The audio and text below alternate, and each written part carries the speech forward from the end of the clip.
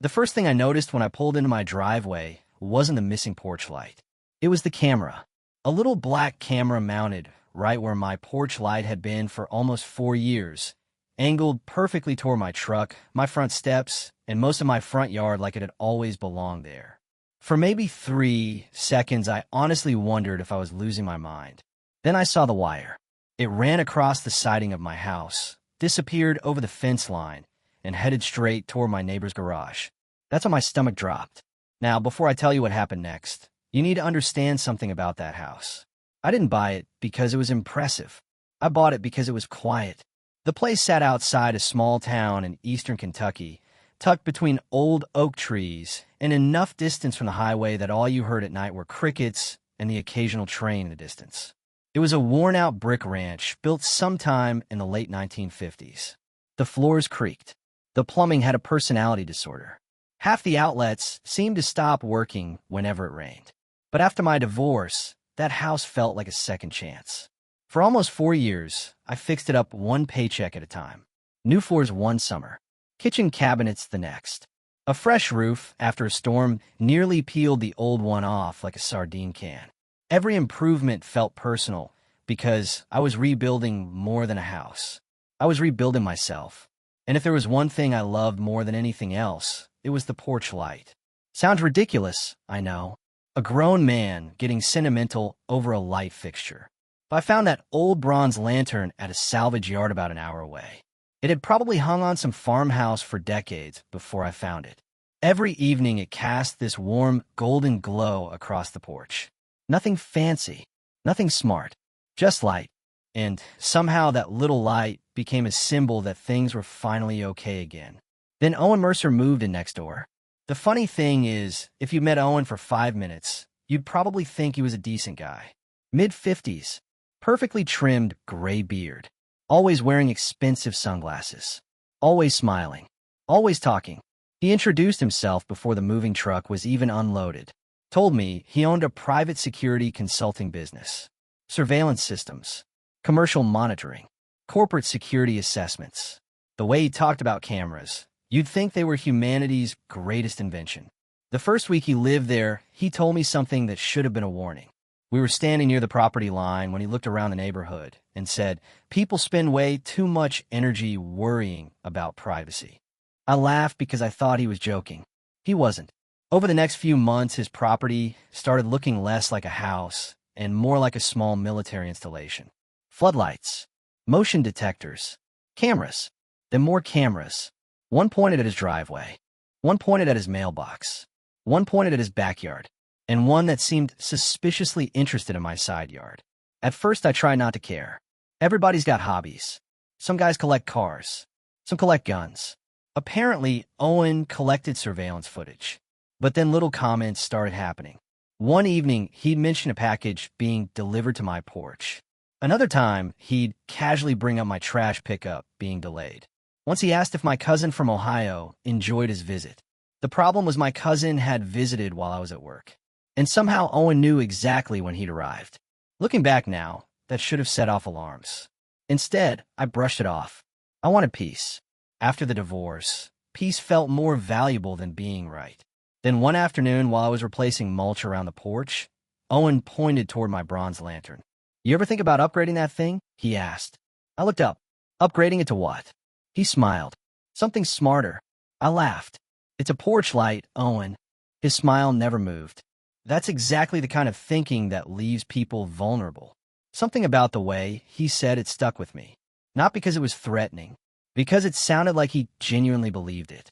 Like every problem in life could be solved if enough cameras were watching. A couple weeks later, I left town for a weekend. An old friend in Tennessee needed help moving his father into assisted living. So I spent 2 days hauling furniture, eating terrible takeout, drinking cheap beer, and talking about everything except real life. Honestly, it was one of the best weekends I'd had in years. Then Sunday evening, I drove home, pulled into my driveway, and found a camera mounted where my porch light used to be. At first, I just sat there staring through the windshield. The porch looked wrong. Not damaged. Not vandalized. Wrong. Like somebody had quietly rearranged the furniture in your childhood home while you were away. Then I saw the wire. Then I saw where it led. And without even going inside my house, I walked straight next door. I pounded on Owen's front door hard enough that the sound echoed across both yards. A few seconds later, he opened it holding a coffee mug. Completely calm, completely relaxed, like he'd been expecting me. "What the hell is on my house?" I asked, and the smile that spread across his face made my blood run cold. Because it wasn't the smile of someone caught doing something wrong. It was the smile of someone who thought he'd done me a favor. "Oh, good," Owen said, taking a sip from his coffee. "You noticed it?" For a second, I honestly didn't know what to say. Sometimes somebody does something so insane your brain refuses to process it right away. "You noticed it?" I repeated. "That's your response?" He leaned against the doorframe like we were discussing lawn fertilizer. I removed the old fixture and installed a security node. "You're welcome." I stared at him. A security node. That's what he called it. Not a camera. Not surveillance equipment. A security node. "You broke onto my property. I improved your property." "No, Owen. You removed something from my house." He shrugged. Technology moves forward whether people like it or not. That sentence stayed with me all night. Not because it sounded smart, because it sounded rehearsed. Like he'd been justifying his behavior to himself for a very long time. I barely slept. Every time headlights passed through the curtains, I kept thinking about that camera hanging out there, recording everything. My truck, my front door, the windows, my movements. And maybe the thing that bothered me most wasn't the camera itself. It was the certainty. Owen never once asked permission because somewhere deep down he believed permission wasn't necessary. Around 2 in the morning I got out of bed, made a pot of coffee, and started documenting everything. Dates, conversations, comments he'd made over the past year, the package deliveries, the trash pickup remarks, the visit from my cousin. By sunrise, I had pages of notes spread across my kitchen table. Maybe it was overkill. Maybe not. My father used to tell me that when someone starts crossing boundaries, you document the first inch because eventually they'll try to take a mile. The next morning, I called an electrician named Frank Delaney. Frank had done work for me before. Good guy, built like an old pickup truck, permanent grease under his fingernails. The kind of man who looked like he'd spent 40 years fixing things other people broke. When he climbed the ladder and examined the camera setup, he let out a long whistle. "Well," he said, "that's bold." "How bad?" Frank pointed toward the wiring. "He tied directly into your electrical service." "What does that mean?" "It means this camera is literally running off your electricity." I blinked. "What?" "Gets better." He climbed down and looked at the connections again. "No permits. No inspection. No buceresation." Then he laughed.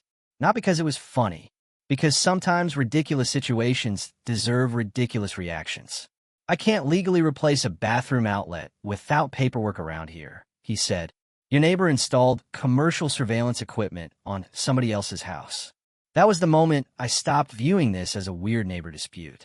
This wasn't about personality anymore. This was about someone believing they could do whatever they wanted.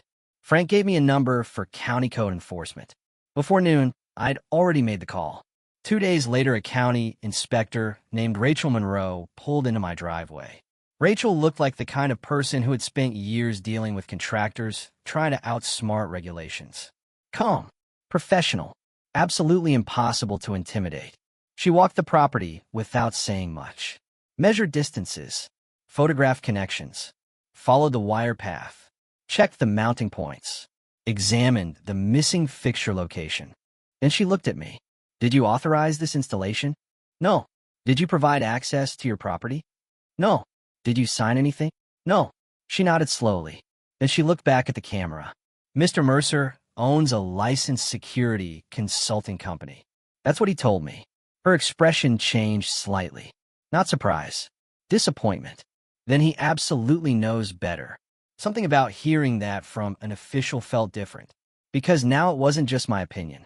Someone with actual authority was looking at the situation and reaching the same conclusion.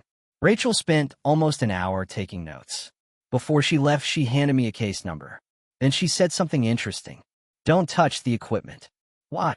"Because this may end up becoming evidence." Evidence. That word hit differently. 3 days later, I found an envelope wedged beneath my front door. No stamp. No return address. Inside was a letter from a law firm in Lexington. The language was polished enough to make your eyes glaze over. Apparently, Owen had installed the system as part of a temporary community safety assessment initiative. Community safety assessment. I remember reading that phrase 3 times, then laughing so hard I nearly spilled coffee on the kitchen counter. The letter claimed the camera provided enhanced neighborhood protection. It claimed the installation benefited local residents. It claimed footage access could be provided upon request. And then came my favorite part. If I wished to have the equipment professionally removed, Owen was willing to share removal expenses as a gesture of goodwill. Share removal expenses. 50%. As if I should pay half the bill to remove a camera somebody illegally installed on my house. I called Rachel immediately. She wasn't impressed. Actually, that's probably the biggest understatement of the story. She sounded like someone trying very hard not to laugh. "Do not respond," she said. "Just send me a copy." So I did. And apparently that letter made several people at the county office very interested. A few days later, things escalated. First, a county compliance officer showed up, then an electrical inspector, then someone from municipal legal services. 3 vehicles, 3 clipboards, 3 very serious people taking photographs. I stood in my yard watching them work while neighbors pretended not to stare. Mrs. Callahan from across the street suddenly became deeply invested in watering flowers. A guy walking his dog slowed down so much the dog actually sat down out of boredom. Everybody knew something was happening. Nobody knew exactly what. Around that same time, I noticed a change in Owen. The confidence was still there, but cracks were beginning to show. One afternoon, I saw him pacing near his garage, talking aggressively into his phone. Another day, he avoided eye contact entirely. The man who used to lecture me about modern security suddenly didn't seem interested in conversations anymore. Then the county findings arrived. I was sitting at my kitchen table when I opened the envelope. Multiple violations. Unauthorized electrical modification. Impropre installation. Property damage. Code violations. Unauthorized use of residential infrastructure. Potential civil liability. I remember reading through the pages slowly. Not because I was celebrating. Honestly, I wasn't. Mostly I felt exhausted. Because situations like this teach you something uncomfortable. There are people in the world who genuinely believe rules are optional when they're convinced they're the smartest person in the room. And Owen had spent his entire life convincing himself he was smarter than everybody else. The official compliance order gave him 14 days to remove the equipment, restore the property, correct all violations, submit to inspection, and absorb all costs. Every penny. When I finished reading, I walked out onto the porch and sat down. The camera was still there, still pointed at my house, still blinking. But for the first time since this whole nightmare started, I noticed something had changed. I wasn't angry anymore. Anger burns hot. This felt colder, calmer, like watching a storm finally move in the opposite direction. What I didn't know yet was that the actual showdown hadn't happened. Not even close. Because Owen wasn't about to accept defeat quietly. And the day the county arrived to physically remove that camera would become the most satisfying morning our entire neighborhood had ever witnessed. The county scheduled the removal for a Thursday morning. I remember that because I barely touched my coffee. For some reason, the whole thing felt bigger than a camera by that point. The camera was just the symptom. What this had really become was a fight over something most people never think about until it's threatened. The right to decide what happens on your own property. The right to say no. Around 8:30, a white contractor van pulled into my driveway. A county SUV followed behind it. I watched through the front window as 2 licensed contractors unloaded ladders and tool bags, while Rachel Monroe stepped out carrying her clipboard. Same calm expression, same steady walk, like she already knew exactly how the day was going to end. The neighborhood woke up surprisingly fast. Curtains shifted, garage doors cracked open. People found mysterious reasons to stand outside. By 9 o'clock, half the street was pretending not to watch. Rachel walked up the driveway. "You won't need to do anything today," she told me. "Just stay available if we have questions." Then she glanced toward Owen's house. He's been notified. Right on cue, the garage door next door rolled open. And there he was. For the first time since I'd met him, Owen Mercer didn't look confident. He looked tired. The sunglasses were gone. The smile was gone. Even from across the yard, I could see the tension in his face. One contractor extended a ladder against my porch, while another began photographing the installation one final time. Owen crossed his lawn and stopped at the property line. "This is completely unnecessary," he said. Rachel never even looked up. "The county disagrees. That system improved neighborhood security. It was attached to property you do not own. Simple, direct, no drama. The kind of answer that leaves no room for argument." Owen looked toward me. For a second, I almost felt sorry for him. Almost. Then I remembered standing in my driveway, after a long weekend away, staring at a camera bolted to my house without permission. The sympathy disappeared pretty quickly. "You could have handled this differently," he said. I laughed, not because it was funny, because the irony was unbelievable. "I could have handled this differently." He folded his arms. "We could have talked." That one actually stunned me. After everything, after the trespassing, after the installation, after the lawyer letter, after months of acting like everybody else's boundaries were optional, now he wanted communication. Now he wanted neighborly conversation. I shook my head. "No, Owen." I pointed toward the porch. "You lost that conversation the moment you touched my house." Silence. Not angry silence. The kind that happens when somebody realizes their usual tricks aren't working anymore. A few minutes later, the contractors got started. One climbed the ladder and began disconnecting wires. The other opened a large cardboard box sitting inside the van. When I saw what was inside, I felt something tighten in my chest. My porch light. The old bronze lantern. They'd recovered it during the compliance process. It was wrapped carefully in protective paper. Not damaged. Not broken. Just waiting to come home. And I know that probably sounds ridiculous, getting emotional over a light fixture. But if you've ever rebuilt your life from the ground up, you understand. Sometimes certain objects become symbols. That lantern represented years of work, years of healing, years of trying to create a life that felt stable again. Watching somebody remove it without permission had felt personal. Seeing it come back felt personal too. While the contractors worked, Rachel continued documenting everything for the official file. Owen stood frozen near his driveway, watching, waiting, probably hoping for some miracle that wasn't coming. Then came the moment I'll never forget. The contractor at the top of the ladder finally disconnected the last wire. He lifted the camera free from the mounting bracket, held it up, looked toward Rachel. "Documentation complete?" She nodded. "Documentation complete." The contractor climbed down, walked across the driveway, and dropped the camera into a hard plastic evidence container. Clack. The sound wasn't particularly loud, but somehow it echoed. Maybe because the entire neighborhood was listening. Maybe because everybody understood what it represented. Whatever the reason, that single sound felt final. Owen's shoulders sagged, just slightly, but enough. For the first time since I'd met him, he looked defeated. Not angry, not misunderstood. Defeated. "This is ridiculous," he muttered. Rachel finally looked directly at him. "Mr. Mercer, you're fortunate this remained a civil compliance matter." The street went quiet.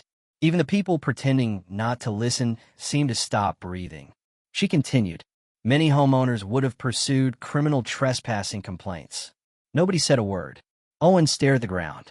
And for the first time in nearly 2 years, he had absolutely nothing to say. About 30 minutes later, the contractors finished installing the lantern. One of them flipped the switch. The warm amber light flickered on. Soft. Steady. Exactly the way I remembered it. I stood there looking at it longer than I probably should have. The contractor smiled. "There you go." That's all he said. "There you go." And honestly, that was enough. The county vehicles left soon after. The contractors packed up. The neighbors slowly lost interest and returned to their lives. And Owen walked back inside his house without another word. A few months later, I heard through another neighbor that his company had lost a commercial contract. Apparently, some clients weren't thrilled about hiring a surveillance expert who'd become the subject of a county investigation. Whether that was fair or not, I don't know. Actions have consequences. That's about all I can say. That winter, he moved away. No would-be, no epology, no final speech about technology. Just a moving truck one Saturday morning and an empty house by sunset. Sometimes I still think about him. Not because I miss him, because I genuinely wonder if he ever understood what he did wrong. Part of me believes he thought he was helping. Part of me believes he'd convinced himself that safety justified everything. That if technology allowed something, then eventually everyone else would catch up and agree with him. And maybe that's the part of this story that still bothers me. Not the camera, not the trespassing, not even the arrogance. It's the idea that some people become so obsessed with control that they start calling it protection. Because those two things aren't the same. Not even close. These days, the old lantern still comes on every evening around dusk. Same warm glow. Same quiet street. Same peaceful little house that helped me rebuild my life. And every now and then I'll sit out there with a cold drink and think about how strange it is that one small porch light ended up teaching me such a big lesson. Boundaries matter. Permission matters. And the moment people stop respecting the word no, they start convincing themselves they have the right to make decisions for everyone else. But that's just how I see it. What about you? If you came home and discovered your neighbor had removed part of your house and installed surveillance equipment without permission, what would you have done? Would you have called the county like I did? Would you have confronted him differently? And here's the question I still can't answer even now. Do you think people like Owen are genuinely trying to protect their communities? Or are they just looking for a respectable excuse to control them? Let me know down in the comments. I'm really curious where you stand on that one. And if you've ever dealt with a neighbor who crossed a line they had no business crossing, share your story too. Trust me, after this experience, I know I'm not the only one.